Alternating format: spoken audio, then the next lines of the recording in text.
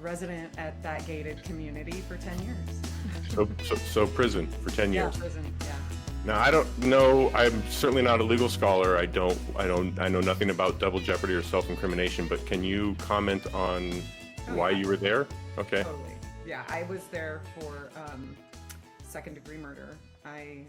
Thank you in for joining. 2000 It is my pleasure and privilege to share with you my discussion with Jamie Hein, a former inmate of a Las Vegas, Nevada women's correctional facility and current doctoral student at the University of Michigan.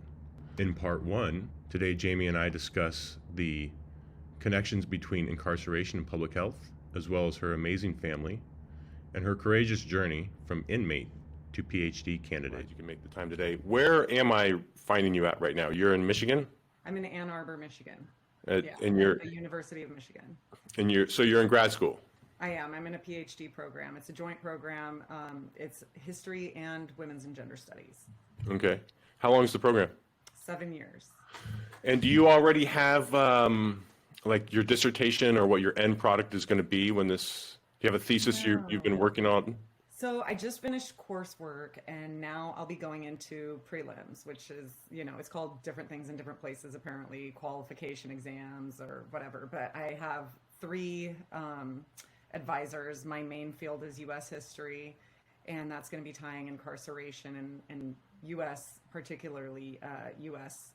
incarceration and the history of mass incarceration in the United States. And then women's history and legal history. So for each of those, my advisors will give me a list of like 100 books and some articles, maybe more. And so I'll have like 300 to 400 books to read over the next year. And then I'll have like an exam at the end. And if I pass, and a paper, I'll write like a 10,000 word paper, and I'll be a candidate hopefully at this time next year. So we'll see. Oh, great.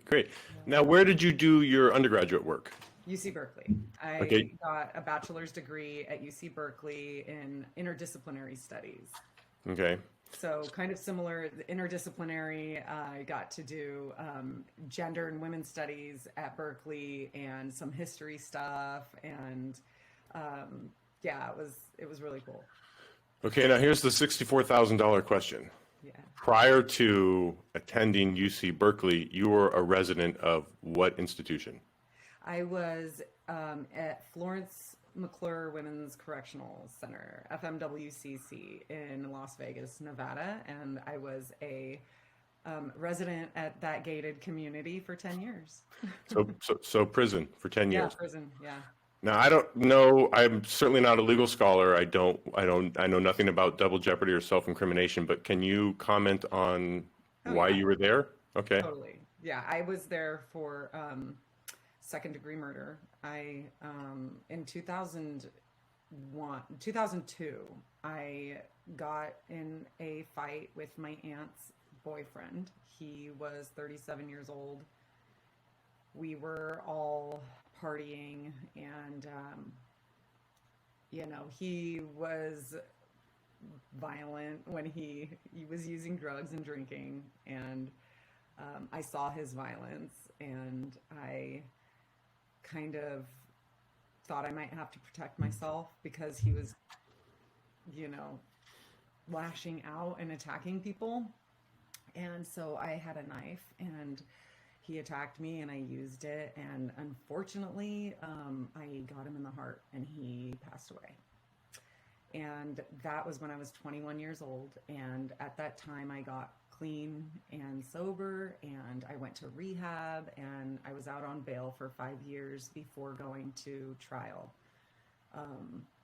And when I went to trial in 2007, I was convicted of a 20 to 50 year sentence for second degree murder with the use of a deadly weapon. And that's a deadly weapon, that's a weapons enhancement. So it's no longer even like legal to double a sentence in Nevada for a weapons enhancement anymore. But at the time, it was two 10 to 25 year sentences consecutive. So not concurrent, not at the same time. I would have to do one and then the other 10 to 25. And so I got a phone call. I was still out on bail. The judge was like, I'll let you stay out, but you have to show up for your sentencing date.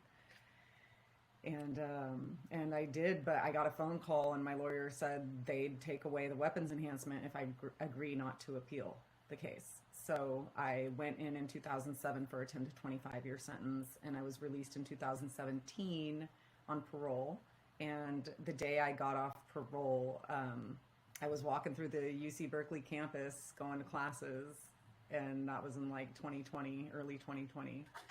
And I got to do this undergrad research with this amazing mentor who was the head of the Ethnic Studies and American Cultures program at UC Berkeley.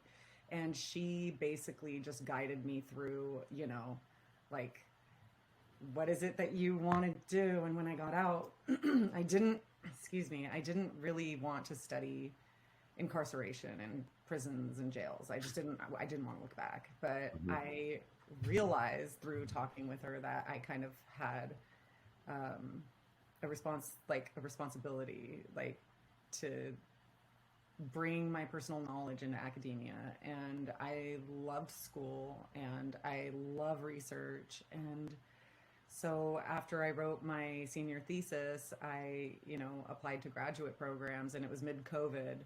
So a lot of programs weren't even accepting new applicants, or admissions. And so I was pretty fortunate to get in to where I'm at here now at the University of Michigan.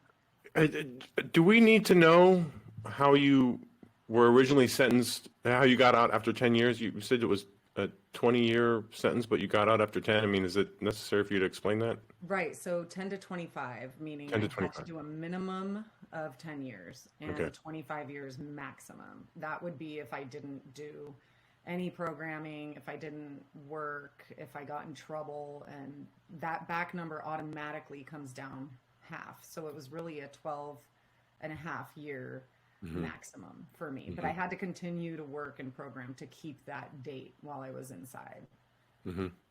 I think I'm a little corrupted by television and movies. You said you were out on bail between your conviction and your sentencing date. I always pictured, they said, okay, guilty, and they march you out the back door, and then they cart you off to prison. But there was time between your conviction and your sentencing. Yeah, and normally they would, especially with such a long sentence that I would be serving. But I wasn't a flight risk. I always showed up for my court dates. I was pretty responsible. I had, done a lot of work. I got a real job, and I always showed up, and I had a lot of support. And usually that doesn't happen. I was a special case. Before we get into your time the politically correct way to identify your experience is to say incarcerated. We don't say inmate or criminal anymore. We say. Right. I like to use the word prisoner when we're talking about people who are inside personally. Okay. So, is there any particular reason? Does it help reinforce a certain stereotype or statistic? Yeah, I think so, because, as a convict, we, anybody really, the way, kind of like how queer people have taken that word back to own, and control the narrative. It's kind of a way to, have ownership. I can say convict, and I don't care if people say convict. It's like, look at me, I'm a murderer, right? And so I think for the wider public, it's important to use prisoner to remember that these people are prisoners. They're not inmates. It's like when a correctional officer calls you inmate, it's kind of derogatory. It's a show of disrespect, and they're supposed to call you by your last name. Okay. So if somebody called me, hey, inmate, that it was definitely a show of, disrespect, and not like having any, I guess, like kind of taking away our humanity. Right. Giving you a number or just a label as opposed to a person. Right. When they don't use your name. Can you recall your mindset at all, or going back to the time between your conviction and your sentencing? I think we're near the anniversary of your sentencing, right? Wasn't it June 25th? Yeah, so it was June 25th or 29th or something. Right, and you and But I are speaking on July 25th. So a month ago, you had your sentencing anniversary. What year I was it? did. Yeah, it was the 25th. Okay. It was 2007. Okay. So June 25th, 2007. So And leading up to that day, yeah. can you recall what was going on in your head? Yeah, I just, I was expecting to appeal my case and I knew I would be sentenced. Um, and I would like fight to get out. Hmm. Um, but in the meanwhile, I was just trying to focus on not drinking, and I hung out with my sober friends. My family was a mess. They were a wreck. They were just devastated. Hmm. But they got to have a couple beers or, a couple glasses of wine or whatever and bitch about it. Like Hmm. I didn't have that luxury. So Right. I stayed real busy, but I'll tell you it was a real interesting experience because I would look at the clock and it felt like it was just going really fast. Like time Hmm. was just speeding up. Like I couldn't slow it down. Hmm. I knew I was going to prison. It was like this impending doom. Like I knew I was going away. So Hmm. when I got that phone call, I knew like I had to take this Hmm. deal Right. for 10 to 25 years. And then it was real. And a lot of people didn't believe that I would actually go to prison because I was out for 5 years doing, yeah. Myself included. I mean, I've been friends with your family for 20 plus years. Yeah. So, myself included. You're not wrong in making that statement. Right. So many people. I mean, I had to show people like the newspaper, my friends, like the newspaper article when I got back from Las Vegas. Look, I was convicted. Like, this is real. This is my life right now. Like, Right. I'm going crazy. This Right. is scary for me. Right. So let's go hang out at the pool, Yeah. have a Right. barbecue. Yeah, I gotta like vacuum seal my bag, my clothes in bags. I gotta Yeah. like tell my employer like I'm not coming back to You're not- work. you know, Figure Wow. out who's gonna like take over payments for my car. That Right. kind of stuff. It's Right. weird. Right. Wow. Well, thanks for sharing that, giving us some insight to that. I do have a couple kind of surface questions about life as a prisoner before we get into what I think is really important, and that is sort of mental health and rehab. But I work for a living. I have employer-sponsored health care, and I would consider it high quality. When you're a prisoner, I mean, I go to the dentist 3 times a year. I get a physical once a year. I have a $20 copay. When you're a prisoner, what is the access and quality of care? Do you get do you get dental care? Do you get an annual like I do? Right? No. No. So this is one of the things that just struck me. I had some tooth pain and like my teeth were just kind of hurting and I was like, how come we can't get Sensodyne? Hmm. And it was because the store wouldn't make enough money off of carrying it and they needed all the space for things like chips and candy, which did sell. When you say store, you mean the store inside the Yeah, facility, the not commissary. Walgreens down the street. No, Okay. the commissary store. Okay. So there's Commissary. like a little store there that they just load up with stuff and they're selling it, to the prisoners, the women there. And, you have your certain day for shopping, everyone, in the different units. And And it sounds like it's profit motivated. So when you say they couldn't make money off Sensodyne, they're concerning their profits, so they're not going to stock it. We're inside a prison commissary, and we're still thinking about profits absolutely, off of the prisoners. Okay. absolutely. Just want to They make sure I'm didn't following along. carry, oh, so women's sanitary products. That was frustrating as well because the prison gives you a certain number of sanitary pads or whatever, Hmm.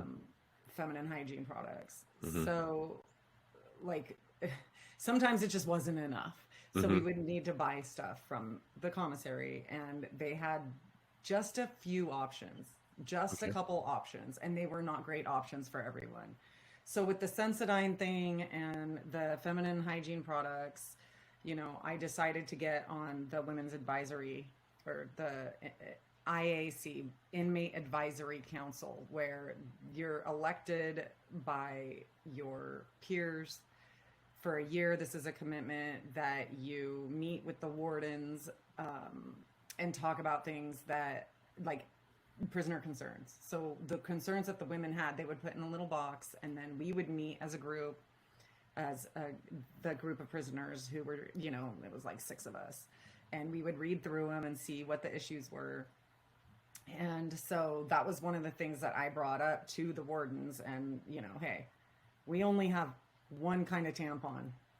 It's not cutting it for 1,000 women. We don't have Sensodyne. And the problem with that, it would be one thing if we got our teeth cleaned and annual, and I mean, even if we got cavities filled, but we didn't. If you had a cavity and you had a problem with it and it hurt, your only option was to get your tooth pulled. That was it. So there were no teeth cleanings. I went to get a teeth cleaning probably twice out of the 10 years I was there, because we had people from the dental school.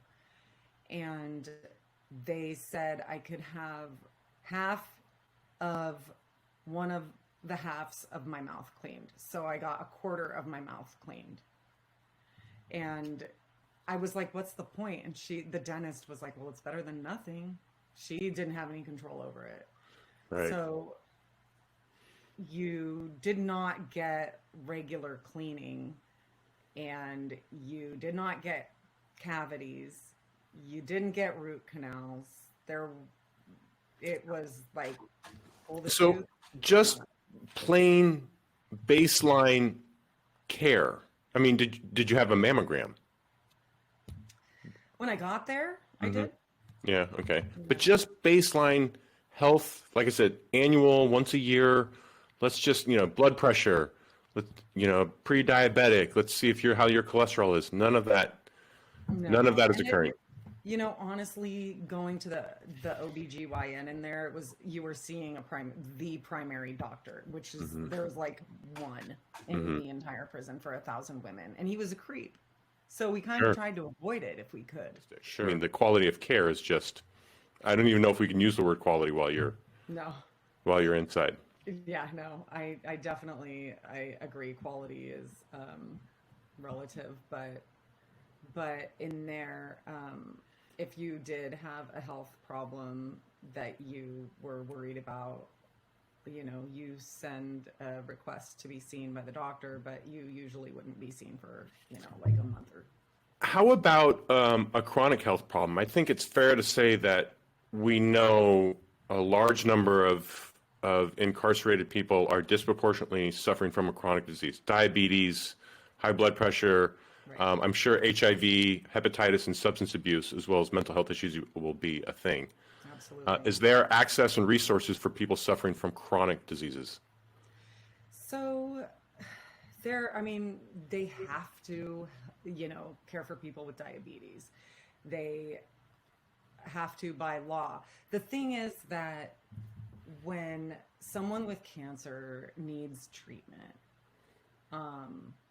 there are few entities that will hold the institution to that responsibility for caring for those people. Most people who are incarcerated have like some form of substance use or dependency, and are socioeconomically marginalized, racially marginalized. So when they were out to begin with, they were already kind of not getting the best care, and that just kind of carries over to the inside, only it's worse because there's no one to hold the prison accountable, because no one cares. If you're in prison, people have this belief, that while you're in prison, you deserve what you get. And it baffles me because, like, once, I'm in a history program, and now that I'm learning about the history of incarceration and confinement in the United States,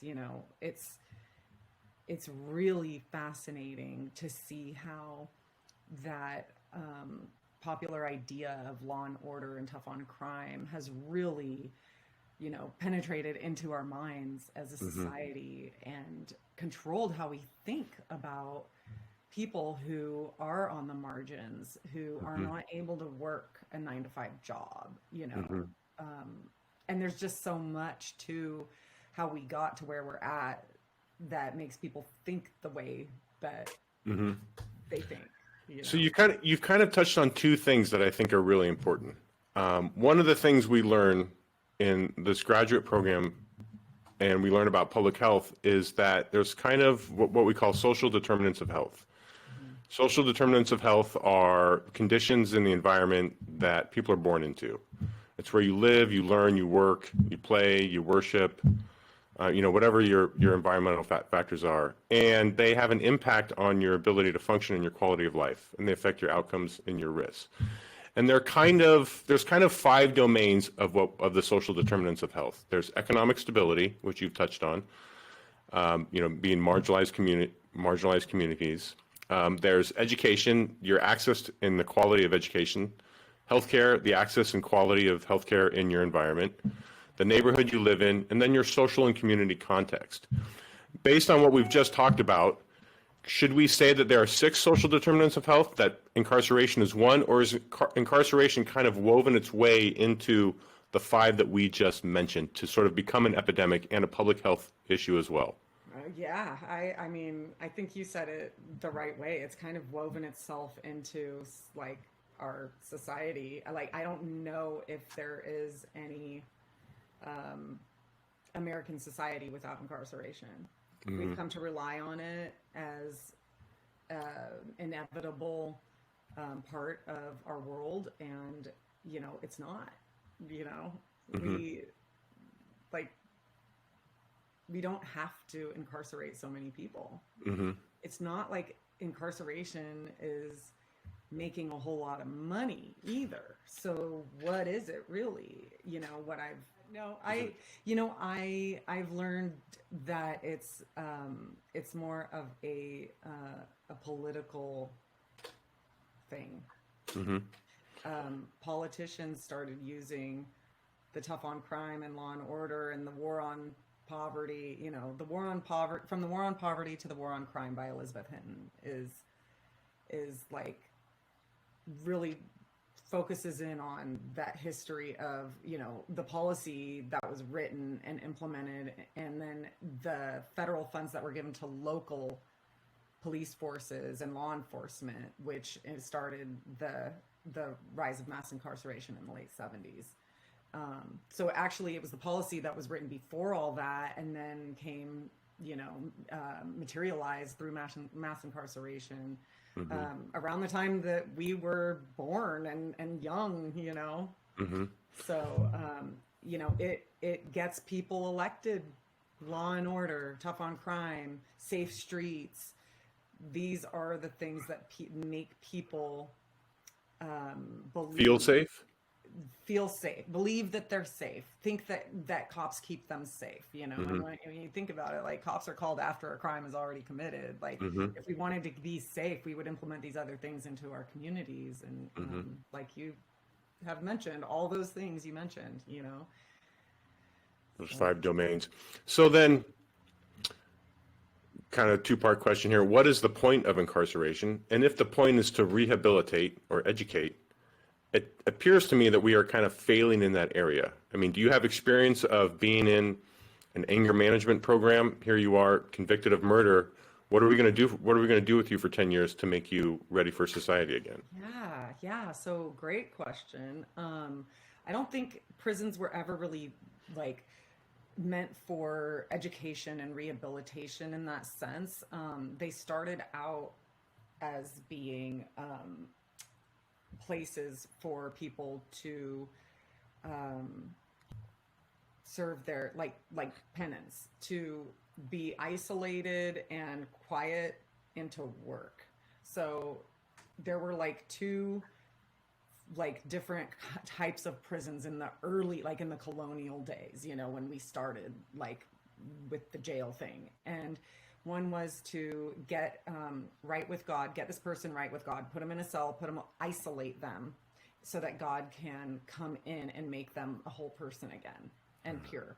And then the other was to work, get them working, because this is a capitalist society, and that's what's going to turn them into useful, productive members of society, is work. And so in a way, that's kind of like rehabilitation. With rehabilitation, we think of like get better, but with those thoughts, it was more of like either program you to work or get back to being a whole person again.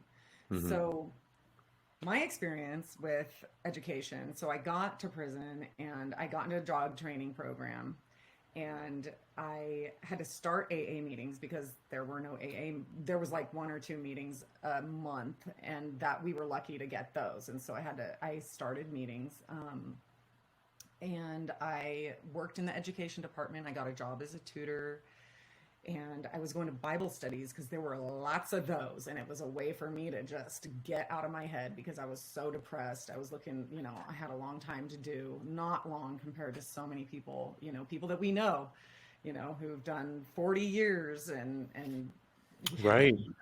So, but I was depressed and I was just doing as much as I could. And then I was able to take, community college classes. We had community college classes come into the prison, but they took the funding away with the recession, and I wasn't able to complete my associate's degree. So I had to take classes through the mail. And I took classes through Ohio University and completed my associate's degree, and then started to work on my bachelor's degree. But taking classes through the mail, you needed to get approval from the warden or associate warden for every set of classes that you take. Now, having to work and program to keep my time, college classes didn't count. So I could take college classes, but I had to have a job and I had to be doing programming. When I got there and I had an assessment, the only programming that they required of me was a 10-week anger management course. So I was there for 10 years for murder. And I was only required to take a 10-week management course. And this course was written like in the 80s or 90s or something. It was ridiculous. So that was the only programming inside. So the direction was, this is someone convicted of murder, 10 weeks ought to be enough? Like, I think if I ran a red light here in Danville, I might get asked to do an 8-week driving course. Right. And for murder, they're dropping down a 10-week course. Because it's not really about rehabilitation. It's about punishment. Okay. So any kind of education that I tried to get was really, really difficult. I had to fight for AA meetings. I had to have people from the outside call the AA offices out in Las Vegas to have them bring people in to go to them, so that we could have meetings. I had to, oh my gosh, one time I waited like 2 months for an approval for my classes so that I could have the college send my classes. And I finally, after like 3 kites to the associate warden, I finally got one back, said, here's your approval. Sorry, it was under a heap and on my desk. It's the last, like you have to, I got my entire course sent back to the college after I finally got it one time. It was an American literature course because there was a picture of a little boy with a gun on the cover, a shotgun. And it wasn't even a picture. It was a drawing, and it was Huckleberry Finn. But I couldn't have that American literature course because there was a drawing of a boy holding a shotgun from the back. So I had to send the entire course back and wait another month for them to get me a copy. And I'm crying. I'm like, why is it so hard for me to get my education in here? Right. So no, it's definitely not about education. It's about security. It's about, work, programming our minds to just be good workers and do what we're told. And these are gendered institutions, meaning that prisons were built for men. So, women didn't have rights until relatively recently. That's why there weren't women in prison. We were disciplined by the church or our dads or, our fathers, our brothers, our husbands. And that was it. Like, we didn't have rights. We were kept at home, at least at this time in history in the United States. So now we see the women's incarceration rate going like this while the men's is like this, right? And that's because women now are being, and now with the whole reproductive rights, being threatened, we're seeing, especially in the South, we're seeing women being incarcerated for things like abortion. For healthcare, for seeking out healthcare. That's right. Abortion Which is also, that goes along with self-medicating. When you don't have, medical care in the community, when you're out and you want to feel better, whatever the reason is, if you have scoliosis or if you've got ovarian cysts, like whatever it is, like if you want to like take something to feel better and then you get hooked, that addiction it's not because people are bad. It's, there are all kinds of reasons, but, addiction and alcoholism are a symptom of a bigger problem. That was my point, that they're getting locked up for it. Those problems that in our communities, those things, that locking up the social, the person it's disappearing the problem, right? I believe Angela Davis said that. Prisons disappear people, not problems. They don't solve the problem, they just remove it from our vision.